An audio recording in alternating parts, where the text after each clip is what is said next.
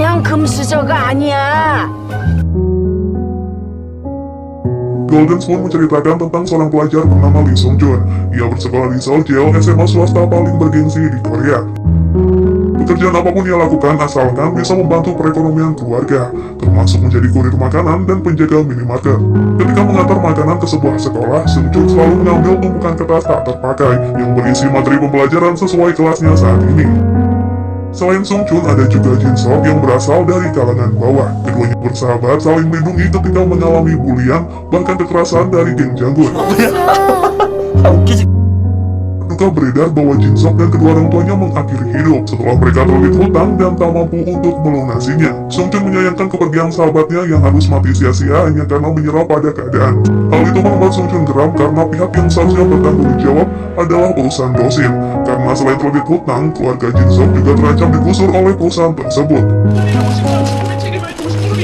Pemilik perusahaan yang bernama Tuan Huang yang juga ayah dari Taeyong datang ke acara pemakaman. Namun kehadirannya ia sampaikan bukan sebagai pihak penanggung jawab, melainkan sebagai seorang ayah yang prihatin dengan kematian teman sekelas Taeyong. Sebagai bentuk kepedulian, perusahaan Dosin membiayai pemakaman agar Jin Sok dan keluarganya pergi dengan damai. Dari kejauhan, Tuan Huang melihat Sung Jun menahan emosinya ketika Janggun menamparnya berkali-kali dan menghina Jin Sok yang sudah meninggal.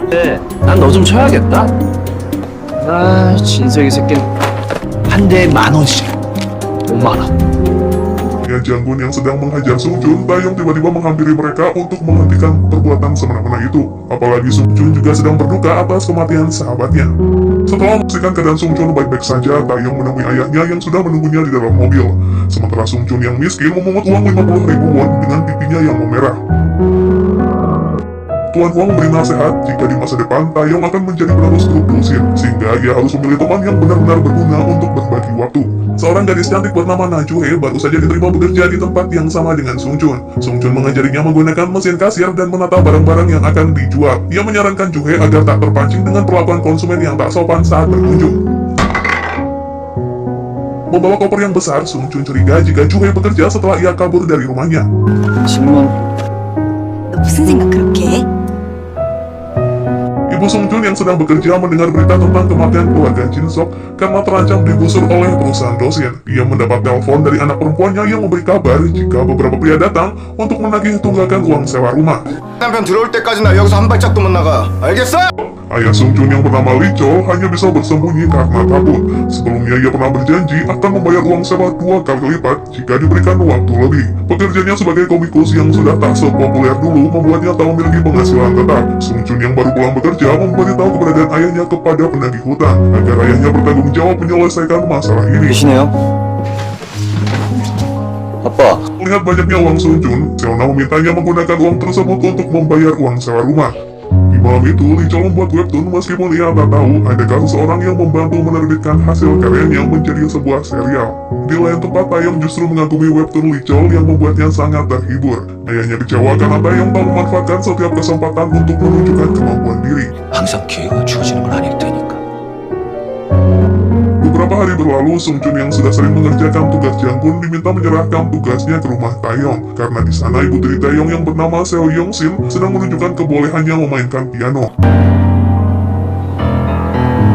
Di tengah perjalanan, langkah Sung Jun terhenti karena ia melihat bola kristal yang menggelinding ke arahnya. Ternyata tak jauh dari tempat itu, seorang nenek menjual barang-barang yang diklaim antik dan langka. 네? 가만히 있자. Namun yang cukup menarik perhatian Sung Jun adalah sebuah sendok yang terbuat dari bahan keemasan yang nenek tawarkan seharga 30.000 won. 이건 당연히 순금이겠네요. Nenek menceritakan keajaiban sendok tersebut yang mana bisa membuat seseorang kaya raya. Menganggap semua itu lelucon, nenek tua mengatakan Sung Jun bisa mengubah hidup jika ia bersedia menukar kedua orang tuanya. Ia harus pergi ke rumah anak seusianya dan makam 3 kali menggunakan sendok tersebut. Maka seketika hidup Sung Jun akan tertukar dengan si pemilik rumah. Walau tak percaya dengan semua cerita nenek itu, Sung Jun tetap membeli sendok emas. 못 믿나 보네. 그게 그냥 금수저가 아니야. Singkat cerita, Sung Jun tiba di rumah Taeyong. Ia kagum dengan kemegahan rumahnya yang sangat luas hingga banyaknya pelayan di berbagai sudut. Bahkan Sung Jun harus membukukan badan berkali-kali kepada pelayan setiap kali berpapasan.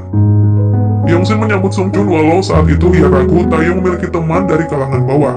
Janggun meminta Sung Jun pulang setelah ia mendapatkan upah dari hasil mengerjakan tugas. Namun Taeyong yang ramah mengajaknya bergabung dalam jamuan makan siang. 이승천, 기왕 왔으니까 밥 먹고 가. Teman-teman Sung Joon meremehkan Lee Chol yang saat ini bermimpi menjadi komikus terkenal dengan mengerjakan webtoon. Mereka bahkan menyebut ayah Sung Joon adalah pria yang tak bertanggung jawab. Namun Taeyong justru mengatakan jika ia sangat menyukai webtoon. Kesempatan makan siang itu Sung Joon gunakan dengan menggunakan sendok emas. Secara lahap Sung Joon menikmati hidangan yang begitu lezat baginya.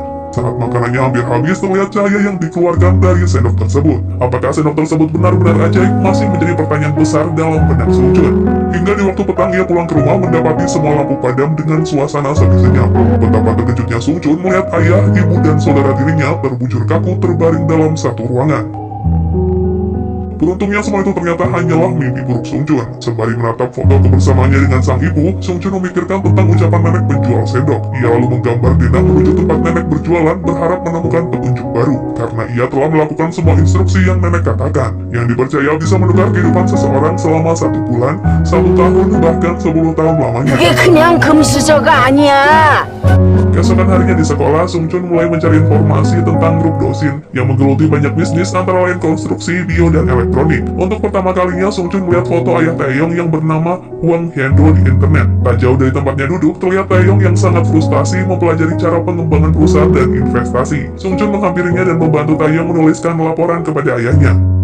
Teman-teman Taeyong termasuk Yeojin terheran karena Taeyong kini dekat dengan Sung Joon yang berbeda kasta dengannya. Namun siapa sangka kemampuan Sung Joon dalam menganalisa membuat Taeyong kagum hingga ia berhasil menyelesaikan laporan itu. Ia memberikannya kepada ayahnya dan membuat Tuan Hwang sangat terkesan. Tuan Hwang mengira bahwa Taeyong sebenarnya memiliki kemampuan jika ia bersungguh-sungguh. Sebagai ucapan terima kasih karena telah membuat ayahnya bangga, Taeyong mentraktir Sung Joon di restoran yang belum pernah ia datangi. Taeyong bahkan mentransfer sejumlah uang lebih dari sekali kepada Sung Joon. Di sisi lain, kedekatan Taeyong dan Sung Joon membuat Yeojin khawatir jika ia hanya memanfaatkan kebaikan hati Taeyong untuk mendapatkan uang dan popularitas. Namun Taeyong justru menganggap Sung Joon tulus dan tahu betul batasannya dalam bergaul. Yeojin lalu bicarakan Ma Ju-hye yang baru saja dikeluarkan dari sekolah Inggris setelah terlibat masalah besar. Yang keduanya ceritakan ternyata adalah seorang gadis yang bekerja di minimarket bersama Sung Joon, tapi belum dijelaskan apa hubungan Ju-hye dengan kelompok geng kaya raya. Ju-hye baru tahu jika Sung Joon ternyata bersekolah di SMA favorit untuk murid yang bernilai baik. Ju-hye terpaksa berbohong saat Sung Joon menanyakan tentang sekolahnya.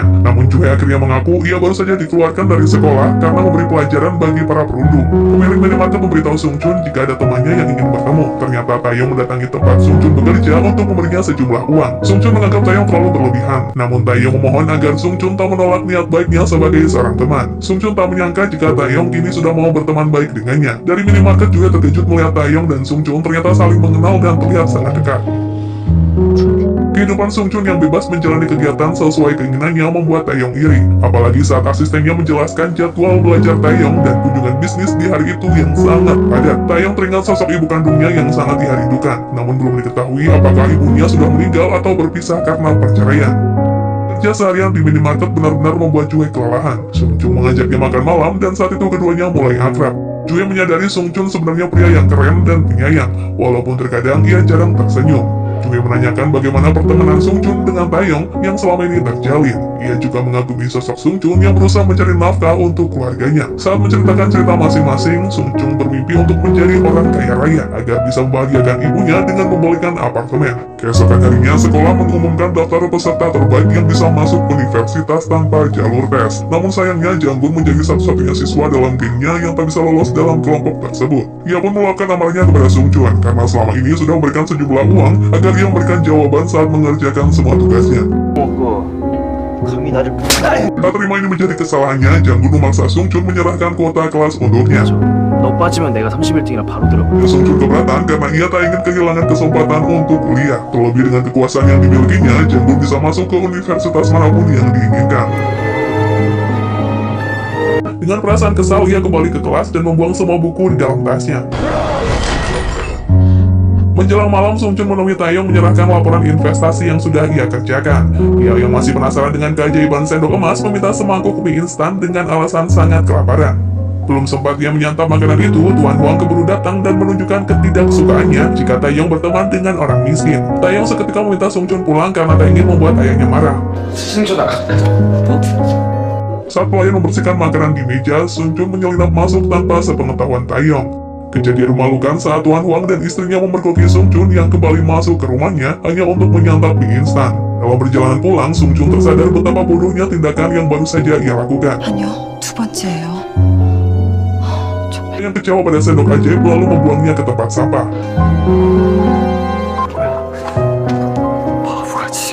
Di malam itu juga, Janggun memberitahu Tuan Huang jika selama ini Sung Chun yang membantu Taeyong menyelesaikan laporan perusahaan. Hal itu pun membuat Tuan Huang marah dan memanggil Taeyong ke ruangan kerjanya. Ia berencana mengirim Taeyong ke luar negeri sebagai hukuman karena telah berbohong. 머리 좋을까? Taeyong teringat saat ia masih kecil, harus menjalani peristiwa mengerikan di Amerika yang membuatnya trauma untuk kembali ke sana lagi. Ia lalu memohon kepada ayahnya agar membatalkan hukuman dan bersedia melakukan apapun untuk menebus kesalahannya. Tuan Huang sepakat, namun Taeyong harus menyelesaikan masalahnya sendiri dengan Sung Chun dan membuatnya dikeluarkan dari sekolah. Karena di bawah tekanan ayahnya, Taeyong ditemani ibunya mendatangi sekolah untuk melaporkan perbuatan Sung Chun yang selama ini melakukan pemerasan dengan bukti palsu. 승천아, 아니야, 엄마. Sung Chun terancam dikeluarkan dari sekolah, padahal ia sudah mengatakan dengan jujur bahwa Taeyong yang memberi uang kepadanya secara sukarela karena merasa terbantu. Tak sepatah kata pun terucap dari Taeyong untuk membela Sung Chun. Ia bahkan mengatakan hal yang memojokkan Sung Chun seolah benar dia adalah korban pemerasan. 말도 안 돼요. 가급적 Kedua orang tua Sung Chun yang hadir hanya bisa berlutut di kaki Taeyong agar mengabaikan kesalahan Sung Chun sekali ini saja. Sung Chun yang sadar ia dijebak pun tak bisa berbuat banyak karena sekuat apapun ia membela diri, tak bisa mengubah keadaan. 조금만 살려주십시오. Sementara itu, di waktu yang hampir bersamaan, Najue kini resmi masuk ke sekolah Soljil. Ia ternyata putri dari seorang pengusaha stasiun TV terkenal. Satu kelas dengan Hyojin, keduanya tampak akrab karena sebelum ke Inggris, Hyojin sudah mengenal Jue saat masih SMP. Jue yang ingin mencari di mana kelas Sung Chun harus menyaksikan teman-temannya merekam peristiwa saat Lee Chol berlutut memohon kepada Taeyong. Jue merasa adanya kejanggalan di balik kasus ini, karena ia percaya Sung Chun adalah pria yang baik. Di bawah derasnya hujan, Sung Chun minta Taeyong menemuinya di dekat danau. Ia menanyakan alasan apakah yang membuat Taeyong memberikan kesaksian yang berbeda. Padahal sebelumnya, Taeyong sendiri menganggap Sung Chun sebagai seorang teman. Karena tersulut emosi, Taeyong akhirnya mengakui jika ia terpaksa harus berbohong karena suatu hal. Tak diduga, Sung Chun merekam pembicaraan itu dan berniat membawanya sebagai bukti pada persidangan komite sekolah. Ia bahkan mengancam akan membocorkan rekaman kepada publik agar semua orang tahu betapa liciknya keluarga Tuan Huang yang memfitnahnya agar Janggun mendapatkan posisinya di sekolah. 그랬다. 네가 거짓말한 거. 이거 학폭위 때 틀 거야. Terjadi perkelahian singkat saat Taeyong merebut handphone milik Sung Chun, hingga akhirnya Sung Chun terpeleset dan jatuh ke dalam danau. Mengetahui Sung Chun dalam bahaya dan ia gagal menyelamatkannya, Taeyong mencari jejak Sung Chun ke dalam air. Ia pun segera menelpon bantuan polisi. Namun setelah telepon terhubung, Taeyong baru ingat jika hal itu justru akan membuat bumerang untuk dirinya sendiri. Taeyong memilih meninggalkan Sung Chun yang semakin lama semakin tenggelam ke dasar air. Sung Chun pun pasrah jika ia harus mati saat ini juga, ketimbang terus kesusahan sebagai orang miskin seumur hidup. Saat kesadarannya hampir hilang, Sung Chun teringat sendok emas jika sebenarnya ia masih memiliki satu kesempatan lagi dan tak boleh menyerah pada takdirnya. Setelah selamat dari ambang kematian, Sung Chun mencari sendok yang sebelumnya ia buang ke tempat sampah. Ia pun lega karena sendoknya bisa ditemukan. Di malam itu juga dengan pakaian basah kuyup, ia mendatangi kediaman Tuan Huang untuk meminta makanan sebagai permohonan terakhirnya. Ia berjanji tak akan muncul lagi di hadapan Taeyong.